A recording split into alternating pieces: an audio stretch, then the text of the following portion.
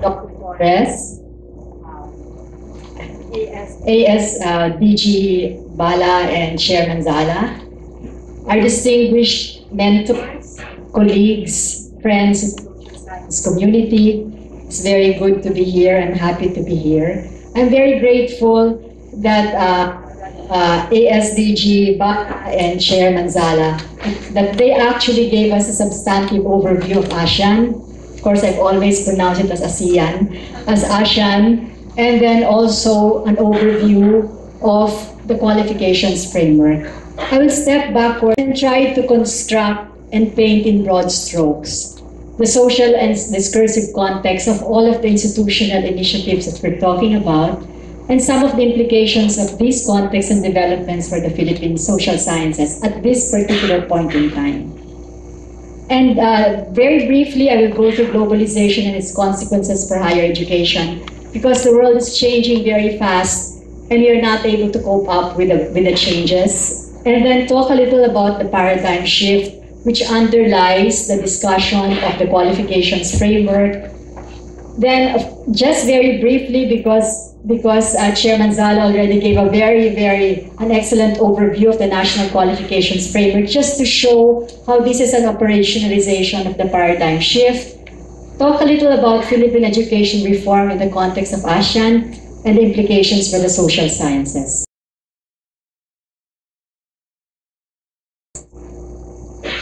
Just brief historical antecedents. I guess we're talking about a shift from one project to another. Right after the Second World War, the project was really development. And the project was development within a nation-state framework. That was why industrialization, at that time, developing countries wanted to be as developed as the developed ones, and the paths were develop your agriculture, industry, and services. Industrialization, however, was seen as an engine. So you had export-oriented, you had import substitution, export-oriented industrialization, the changes in the international division of labor, etc. But ICT developments happened also very fast. And you had eventually you had globally organized production system. So the global economy became the unit of development and basically replaced the national economy as the barriers and borders broke down. Of course, that's an entire history, but that's a very fast history too. I think the watershed is the debt crisis in the 1980s and the global governance. The debt crisis, even Russia was part of the debt crisis. You had a lot of restructuring. So national policies were subjected eventually to coordinated and rule-based procedures that strengthened the grip of the global political economy. The World Trade Organization and all the organizations came in and became more ascendant. What changed? Development did not change. Development issues are still there. What changed were the coordinates and the discourses. There was a shift from development, which was primarily at the time economic nationalism with the nation state, with the state as a forefront, to globalization, which is really world market participation. That's reflected in a change in the mantra. The mantra from catching up with the North, the West, whatever you call the developed world, to finding one's niche in the marketplace. And the importance of markets vis-a-vis the state. So at a certain point, I remember in the 1990s, a discussion was, the state is there to facilitate the development of the market. But that has become a discourse. Now, the reason why it's called a development project and a globalization project, it's a project, just as ASEAN is a project. Because they're not natural. Markets are not natural. The state is not natural. ASEAN is not natural. There's a political process involved in the creation of all of these projects. So it's a matter of creating them, making them real, and reproducing them. And they are reproduced at the level of discourse. That all coincided with the breakdown of national borders and regionalization. So you have the EU, and now, of course, the ASEAN. Okay, what are the consequences of all of these global changes? I'm not doing justice to all of this, but what are the consequences for higher education and for education in general? The first consequence is a paradigm shift from education to learning, and then eventually from learning to lifelong learning. Why this paradigm shift? Because the world changed very, very fast, too fast. ICT developments actually mediated these rapid developments since the 1990s. The Globalization project is a 1990s project right after the debt crisis. And because of all this, but even before that, the educators were realizing you have to shift to individual learners because the world is moving too fast. The world is moving too fast, and you need individuals to cope. It's not groups that will be coping. If you're talking about education, education is transmitting from the educator to a class, to a group.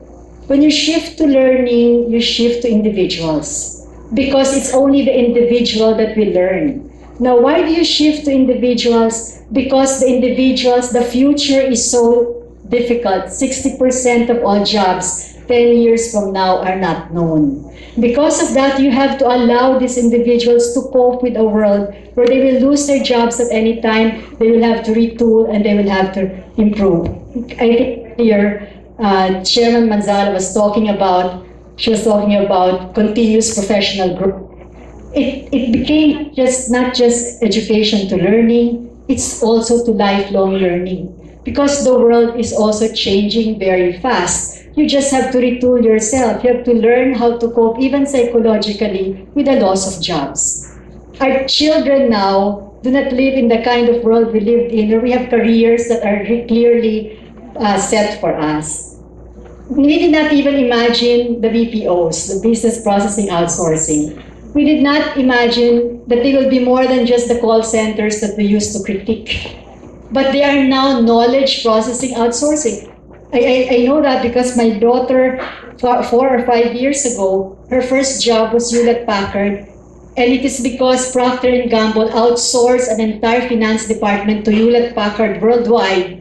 And then they start distributing the different functions across the world. And her function was this program called SAP, and they have to be the ones to detect the issues that were cropping up. So basically, what are the jobs of the future?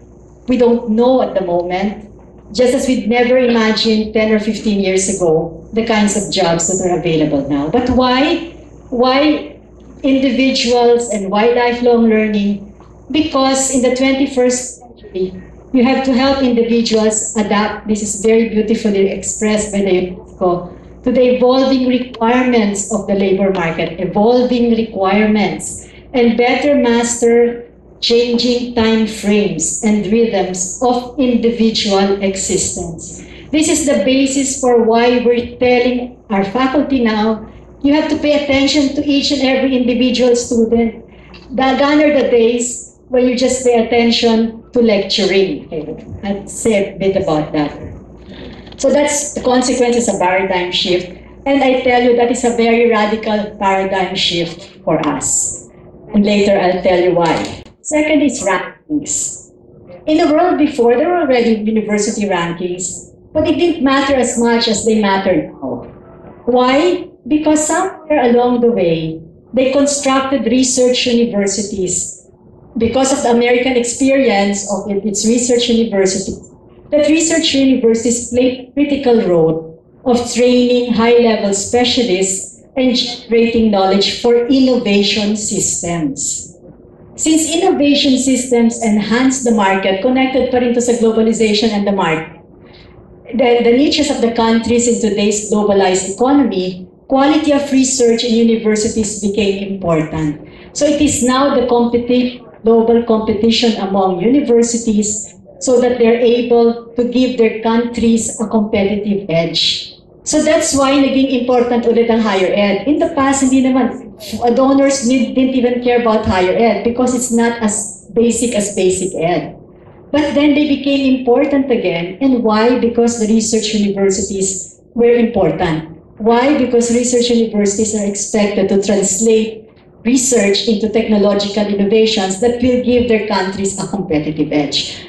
Korea, for instance, is one of the first ones to actually utilize universities. So rankings became reflective of competencies. Rankings, they are real in their consequences. Look at the Philippines. On different indicators, Global Innovation Index, Knowledge Economic Index, of course, we're not doing well. either the lowest or second to the lowest to Indonesia. Those are all abstract indicators. Now I'll show you rankings again. This is the Economic World Forum Innovation Indicators. 144 is the lowest, 1 is the highest. Look at quality of scientific research. This is the perception of those who were surveyed in the World Economic Forum. Of course, this is 2012, 2013. We improved a little after that. I didn't have time to get tables. But look, quality of scientific research, we are 102. Look at Vietnam is 87. Look at Indonesia is 56.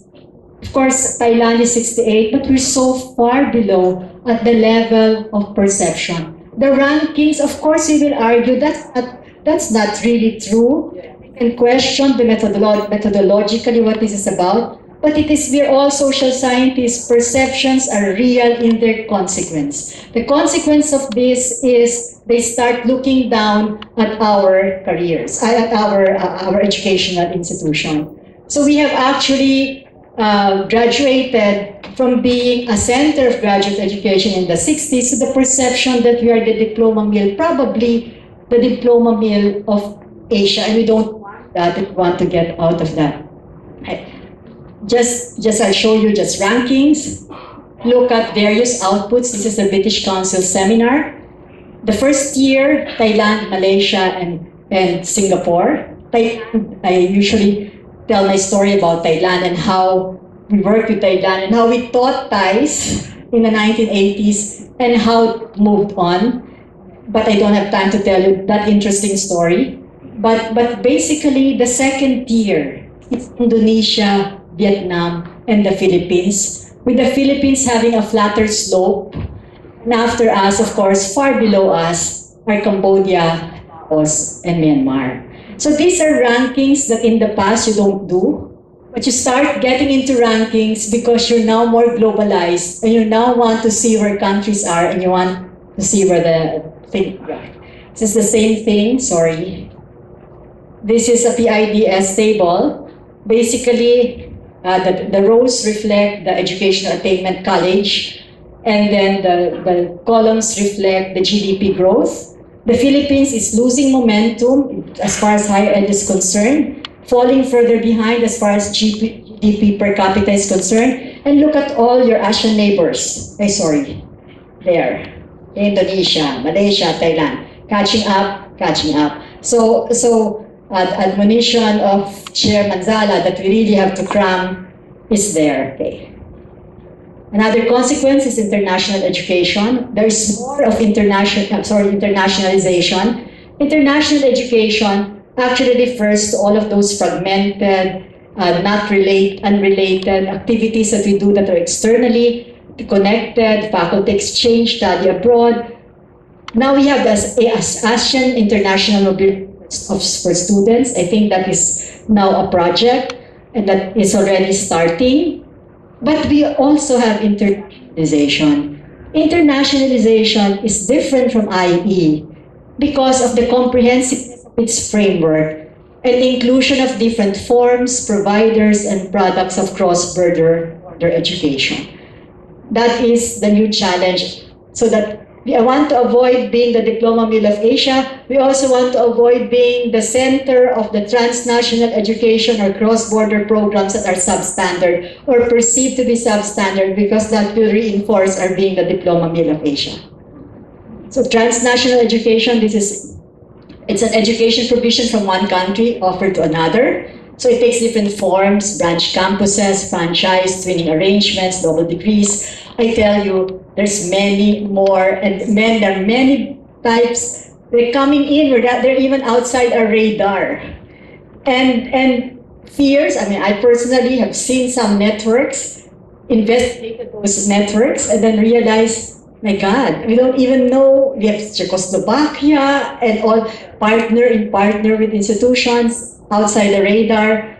How to avoid being diploma mill. Because our difference from ASEAN is we're privately driven. We are more market driven in our higher education than other countries. That has its strengths, of course, that has its weaknesses. Massive online open courses, the radical developments that will undermine formal education. MOOCs is already being developed in the more advanced worlds.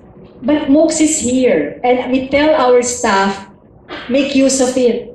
These are massive online courses. You can enroll hundreds and thousands of you. Until you need a grade, you don't have to pay. So you can just, one of our staff is learning how to write, 2-3 week courses, and amazingly, they're better than our teachers. They actually give feedback, whoever it is that does that. So if you have time to spare, get into MOOCs. What does this reflect? This is the relationship of formal, non-formal, informal.